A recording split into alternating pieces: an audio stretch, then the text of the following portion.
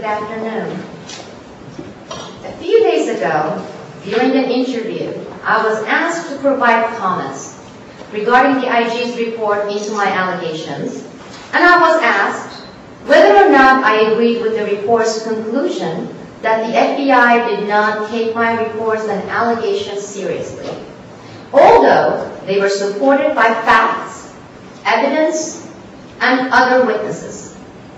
From one perspective, my answer was yes. Despite all the facts, evidence, and other witnesses, the Bureau chose not to investigate the espionage cases and other criminal acts committed against the United States, its people, and its national security. However, and on the other hand, from another perspective, my answer was no. In fact, they took my case and their objective, which was to cover up these issues and criminal acts, extremely seriously. After all, for the past 3 years, they have been relentlessly and in an unprecedented manner engaged in actions geared toward covering up my reports and any investigations into my allegations for 3 years.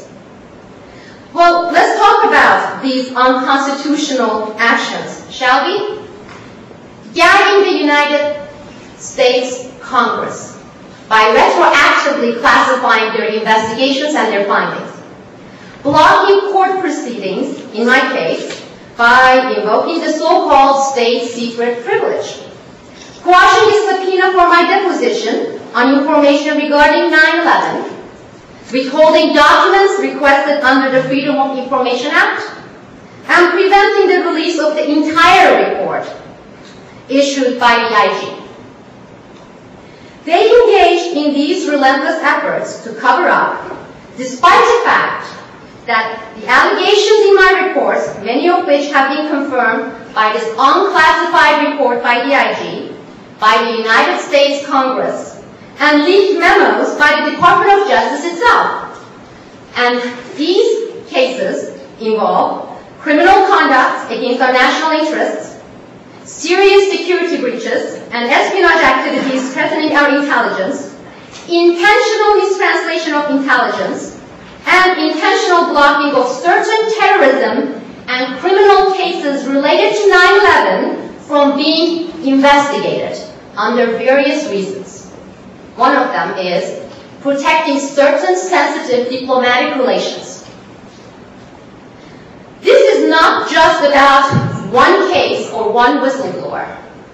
This is not just about our government's relentless fight against me and my information and my allegations. This fight is also directed against what is known as the public's right to know, in our essential oversight responsibility over our government as responsible citizens. As Harry Truman stated, when even one American who has done nothing wrong is forced by fear to shut his mind and close his mouth, then all Americans are imperiled. This is a fight against our democracy, which cannot exist without transparency and accountability. Standing up to despotism and tyranny has always been considered illegal by those in power and dangerous to those who would expose them. But this shouldn't be the case here. Not here in the United States of America. This shouldn't be the case when it comes to a truly democratic government, a kind of government we have proudly defined as and believed to be a government of the people, by the people, for the people. Please ask yourself, what happened to this notion of government of the people, by the people, for the people? Principles upon which our democracy and governance are supposed to be built. I also want to emphasize that these actions by our government are not geared toward protecting the national security of the United States of America. On the contrary, they danger and they put us in danger and our national security in danger by covering up facts and information information related to criminal activities against this country and its citizens. Our government is fully aware that making this information public will bring about the question of accountability. And they do not want to be held accountable. They don't. It's for these reasons that I have been striving to get the United States Congress to investigate and hold its own public hearings regarding these issues, these confirmed issues. In a letter written July 9, 2004 to the Attorney General, Senator Grassley and Senator Leahy stated, "We fear that the designation of information as classified in some of these cases serves to protect the executive branch against embarrassing revelations and full accountability." And this is after these two senators read the entire IG report. Well, as you can see, my case, and those of many others in this room today, from firing whistleblowers to retroactively classifying public information, to using special privileges to cover up criminal acts and severe negligence that they are committing, the government is taking extreme steps to shield itself from accountability while gambling with our security and interests. Our democracy cannot endure without a committed citizenry and an open government that answers to the people. Our democracy has survived in the state because of the participation of its citizenry, which completely depends on the government's transparency and accountability. Today in this room, many of us represent living cases and examples of the lack of transparency, lack of accountability, and due process in our government. Thus, we are reminders of endangered and diminishing democracy.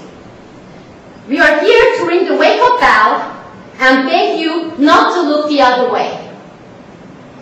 We cannot go on pretending to have democracy. We cannot go on teaching the notions and principles of true American democracy to our youngsters in their Civic 101 books when those notions and those laws are no longer exercised.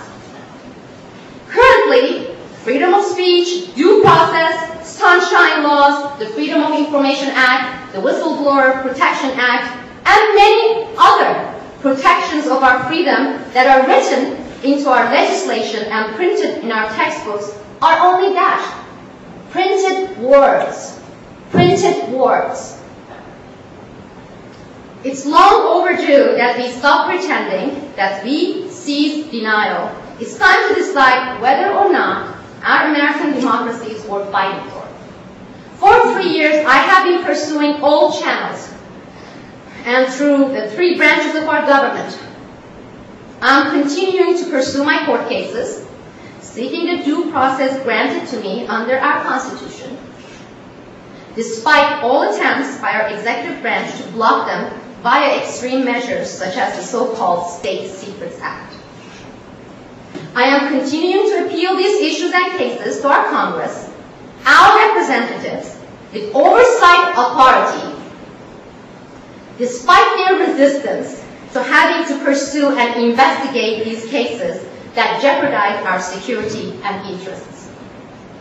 I am continuing to demand real action and formal investigations of these confirmed cases by the Department of Justice, the investigative and prosecutorial body established to protect our nation's security and interests, despite their attempt to block and cover it up, to prevent them from being investigated and addressed. I may be just a citizen, but being one gives me the responsibility and the right to do so. I am not going away. I shall not stop. Looking around this room, I know that I am no longer alone. We have come together as citizens, determined to fulfill our obligations as citizens. And I really want to thank you for all of you who have been supporting me, 9/11 family members and various government watchdog organizations and many, many patriotic, good whistleblowers. Thank you.